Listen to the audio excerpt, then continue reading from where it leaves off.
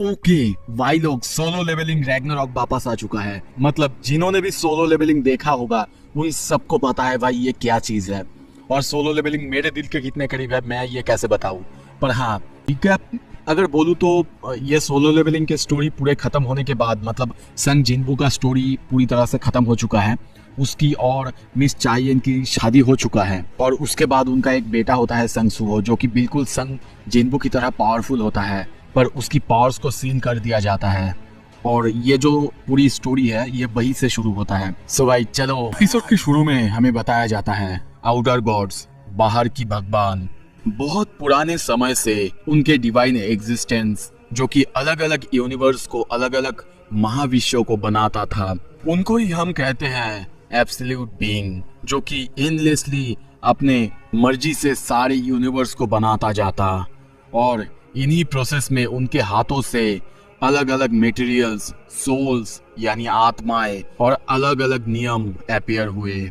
Okay मैं narrate करता जाऊंगा, आप देखते रहना। हाउएवर एब्सोल्यूट बीइंग्स यानी भगवान, उनको थोड़ा सा बोर फील हुआ, पर जल्दी ही उनको एक नए तरह का एंटरटेनमेंट का सोर्स मिला, और वो था लड़ाई देखना, वार देखना, वो भी उनके खुद के ही बनाए हुए चीजों के ऊपर, जिसको कि वो लोग खुद बनाते थे। एब्सोल्यूट बीइंग के लिए ये जो लड़ाइयाँ थी, ये जो वार्स थे, ये सब कुछ भी नहीं था, बस एंटरटेनमेंट का जरिया। उनके ही बनाए हुए कई सारे क्रिएशंस उनके सामने लड़ते, वार जोन में मरते, पर इससे उनको कोई भी फर्क नहीं पड़ता था। बस ये सब उनके लिए एंटरटेनमेंट था। पर एक दिन एक घटना हुआ जो कि सबको पूरी तरह से हिला के रख दिया। एक एब्सोल्यूट बीइंग जिसको कि उसके ही क्रिएशंस ने मार डाला था, यानी हम हमारे संग जिनबू के यूनिवर्स की बात कर रहे हैं। ओके, आपको अगर या फिर समझ में नहीं आया अब तक, मल्टीवर्स अगर आप समझते हो कि एक ही तरह का अलग अलग यूनिवर्स होते हैं, और यहाँ पे हम बहुत सारे जो एब्सोल्यूट बीइंग्स की बात कर रहे हैं। हमारा जो संग जिनबू का यूनिवर्स, या फिर मैं खुद बोलूंगा कि हमारा यूनिवर्स था, इसमें जो एब्सोल्यूट बीइंग था जो कि इस यूनिवर्स को क्रिएट करा था, उसको मार डाला गया था। आपको अगर अभी भी सोलो लेवलिंग का स्टोरी याद है तो। और अब जो बाहर के गॉड्स थे, बाहर के एब्सोल्यूट बीइंग्स थे, वो अपने ही डायमेंशन से ये सारा खेल देख रहे थे कि एक दुनिया है जिसका मास्टर अब नहीं रहा, जिसको कि उसके ही क्रिएशंस ने मार डाला है। पर उनको इसके बारे में कोई भी परवाह नहीं था, पर जिसमें उनका फोकस था, जिसका परवाह था, वो था पावर। जिस पावर को उस एब्सोल्यूट बीइंग छोड़ के गया था जो कि मर चुका है, वो दुनिया जिसका कि अब कोई भगवान नहीं है। और अब उस दुनिया को कब्जा करने के लिए हर एक भगवान हर एक डायमेंशन से यहाँ पे आ रहे हैं। जो सबसे पहले यहाँ पे आ पाएगा, इस दुनिया पे आएगा, वही होगा इस दुनिया का मालिक। देखते हैं कि कौन कौन होता है इस दुनिया का असली हकदार, कौन लेता है इस दुनिया को पहले अपने कब्जे में। सीन शिफ्ट होता है, हम एक स्कूल में देखते हैं, वहीं पे हम सुहो को देखते हैं। वो कहता है, तुम्हें पता है मैं हांगुक आर्ट यूनिवर्सिटी में चुन लिया गया हूँ। उसके दोस्त ये सुन के बहुत ज्यादा शॉक होते हैं, उनको विश्वास ही नहीं होता है कि संग सुहो जैसा कोई बंदा कैसे वहां पे सिलेक्ट हो सकता है। एक बंदा तो रो भी देता है, पर संग सुहो यानी सुहो बहुत ज्यादा हंसने लगता है। तभी एक बंदा वहां पे आता है और कहता है, अच्छा कॉन्ग्रेचुलेशन संग सुहो, सच में तुम्हें वहां पे एक्सेप्ट कर लिया गया है। वैसे मैंने ये एक्सपेक्ट नहीं करा था, क्योंकि मुझे जितना पता है तुम्हारे पास इतने टैलेंट तो बिल्कुल नहीं है। सुहो कहता है, किम संग चेओल, आखिर क्या है इस बार, क्या है बताओ। वो उसके पास जाके कहता है, मेरा नाम किम संग चेओल नहीं है, ली इंचुल है। सुहो कहता है, क्या? ओह अच्छा ये है। वो दोनों बहस करने लगते हैं। तभी वहां पे सामने दो लड़कियों को देखते हैं, उसको लेके बातें करने लगते हैं। अरे देखो तो ली इंचुल फिर से वही सब कर रहा है। बोली, ग्रेजुएशन के दिन ये करना जरूरी है क्या? दूसरी लड़की कहती है, बिल्कुल तुम सही कह रहे हो। और देखो ना वो किसको बुली कर रहा है, वो बंदा जिसका कि माँ बाप है ही नहीं, फिर भी वो बंदा पॉजिटिव रहने की कोशिश कर रहा है। तभी दूसरी तरफ हम देखते हैं वो बंदा सोहो को मारने के लिए, पंच करने के लिए बहुत तेजी से आगे आता है, पर तभी सोहो उसको एक नी स्ट्राइक करता है और उसके फेस पे जोर से मारता है और कहता है, क्या तुम थोड़ी देर के लिए चुप नहीं रह सकते, क्योंकि हम ग्रेजुएट होने वाले हैं। पर तभी वो चौंकता है, क्योंकि उसके इतने जोरदार किक्स के बावजूद उस लड़के को कुछ भी नहीं हुआ था। वो हंसते हुए कहता है, फुअद्दा क्या ये तुम? और तभी उसके हाथों को हम ग्लो होते हुए देखते हैं। वो अपनी मुट्ठी में ताकत देता है और जोर से एक पंच सुहो को मारता है। सुहो किसी तरीके से उस पंच को डॉस तो करता है, पर वो पंच जाके लगता है लॉकर पे। सब बहुत ज्यादा हैरान होते हैं। तभी देखते हैं लॉकर वहां पे बहुत बड़ा सा एक होल हो जाता है। वो बंदा भी अपनी तरफ देखते हुए सोचता है, क्या मेरे साथ ये क्या हुआ है। सुहो उसकी तरफ देख के बहुत हैरान हो चुका है। सीन शिफ्ट होता है, 2 साल हो चुके हैं। 2 साल बाद संग सुहो को देखते हैं। वो अब सेकेंड ईयर कॉलेज में पढ़ता है। तभी वो जाते हुए सामने देखता है, उसके सामने एक गेट ओपन हुआ है। वहां पे नाकाबंदी लगाया गया है। तभी वहां से एक बंदा कहता है, कितने देर हुए वो लोग वहां पे गेट के अंदर गए हैं। दूसरा बंदा कहता है, 8 आवर्स हो चुके हैं सर। और जितना की सिचुएशन देख के लगता है ये डी ग्रेड है, पर अब तक तो उनको खत्म कर लेना चाहिए था ना। वो सब ये बातें कर ही रहा था। दूसरी तरफ सब अपने में ही बिजी थे, खुश थे। पर हम सुहो को देखते हैं, वो थोड़ा सा सैड है और सोचता है, और एक गेट ओपन हुआ है। 3 साल पहले इस दुनिया में गेट्स ओपन होना चालू हुए थे, जिसने कि पूरी दुनिया को ही बदल दिया। एक गेट एक तरह का पोर्टल होता है जो कि दूसरे डायमेंशन, दूसरे डेंजन से हमें कनेक्ट करता है। अगर आप लोगों ने सोलो लेवलिंग देखा है तो ये सब कुछ आपको पता है। फिर भी चलो एक बार आप सबके लिए नरेट करता हूँ। और कभी कभी तो उनमें जो मॉन्स्टर्स होते हैं वो उन गेट से बाहर हमारी दुनिया में भी आते हैं और नॉर्मल लोगों को हार्म करना चालू करते हैं। और हमारे सर्वाइवल के लिए उसी वक्त जब से गेट चालू हुए थे, उसी वक्त से कुछ लोगों को स्पेशल एबिलिटीज जैसे कि मैजिक और अलग अलग तरह के पावर्स मिलने लगे। जिन लोगों को ये सारे पावर्स मिले उन लोगों को हम एवेकेंड कहते हैं। और ऐसा ही है आपका ये अनप्रेडिक्टेबल वर्ल्ड। पर एक बात, एक आदमी जिसका नाम था बू जिन चुल, उसी ने सब कुछ हैंडल किया। यह था कि उसी ने द हंटर एसोसिएशन को क्रिएट किया जो कि अवेकनर्स के लिए था। अब हंटर एसोसिएशन की मदद से, अलग अलग हंटर्स की मदद से हम लोग ये जो केओस था इसको बहुत जल्दी मिटा पाने में, निपटाने में सफल हुए थे। पर अब इस दुनिया में लोग बदल चुके हैं। लोगों को हम 2 भाग में भाग कर सकते हैं, जैसे कि अवेकन हंटर्स और नॉन अवेकेंड या फिर नॉर्मल ह्यूमन। हम उसे एक जगह पे पेंट करते हुए देखते हैं। वो किसी एंड का पिक्चर पेंट कर रहा था और सोच रहा था, ये दुनिया अब इतना अलग हो चुका है। एक नॉन अवेकेंड बंदा चाहे वो कितना भी कोशिश कर ले, पर एक ई रैंक के हंटर्स के बीच का जो गैप होता है उसको तक पूरा नहीं कर सकता, चाहे वो कितना भी ज्यादा ताकतवर हो जाए। अगर ये जो हंटर्स है वो गेट्स को नहीं रोकेंगे तो ये पूरी दुनिया खत्म हो जाएगा। इन शॉर्ट, नॉन अवेकेंड जो ह्यूमंस होते हैं वो इन्हीं अवेकेंड बीइंग्स के ऊपर डिपेंडेंट होते हैं।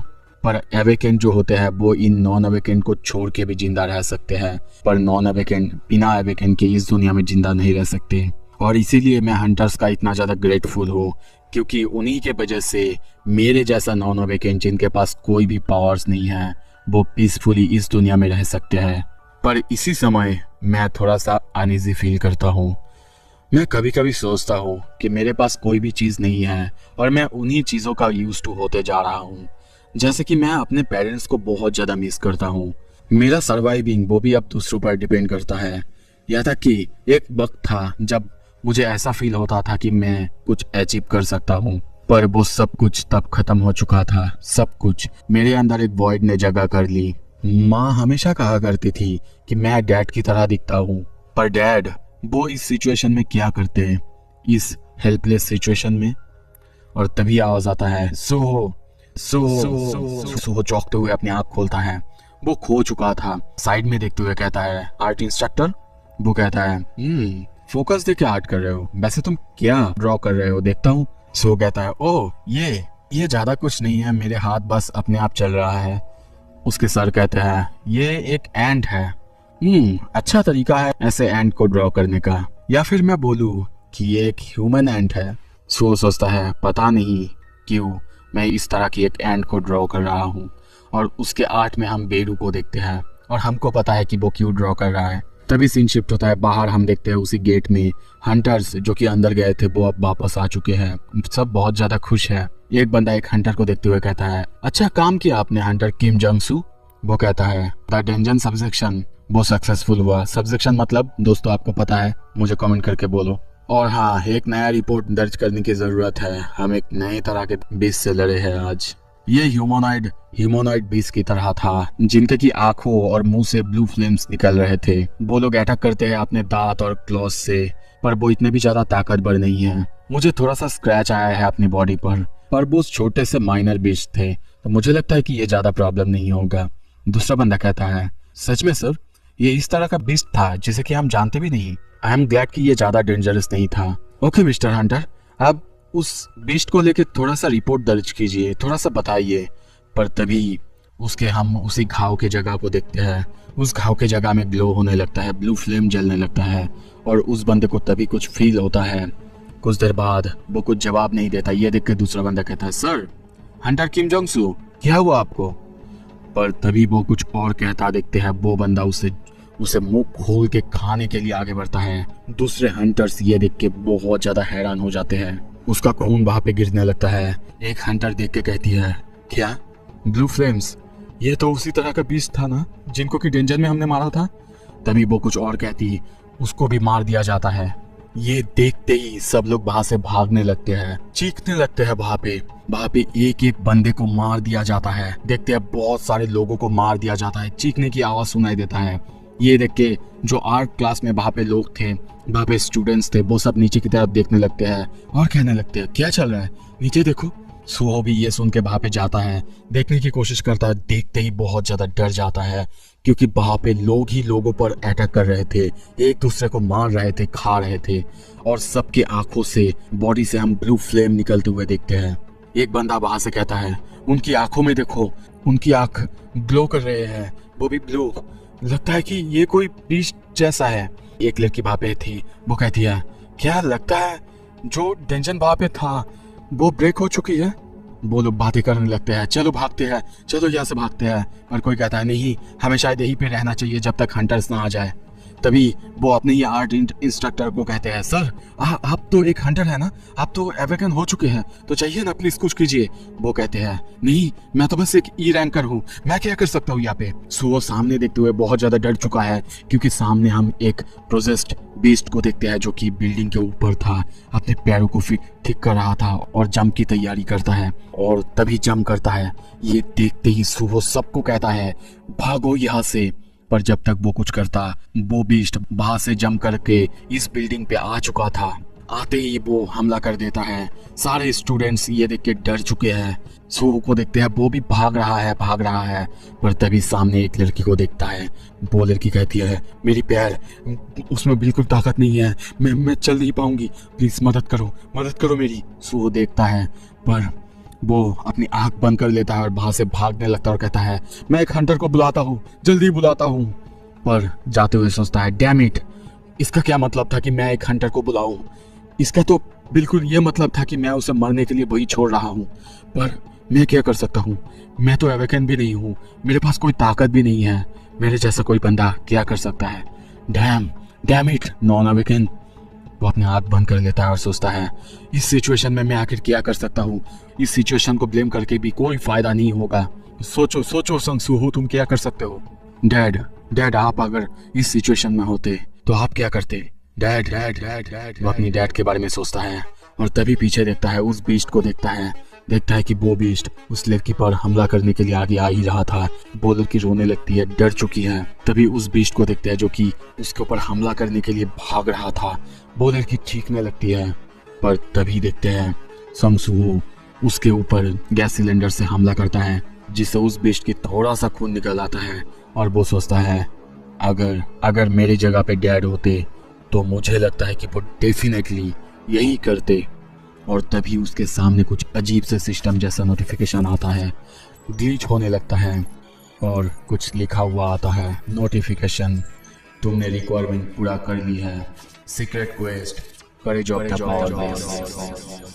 सो ये बस एक चैप्टर था, कैसा लगा? बाकी तो रिस्पॉन्स के ऊपर मैं वीडियो लाऊंगा।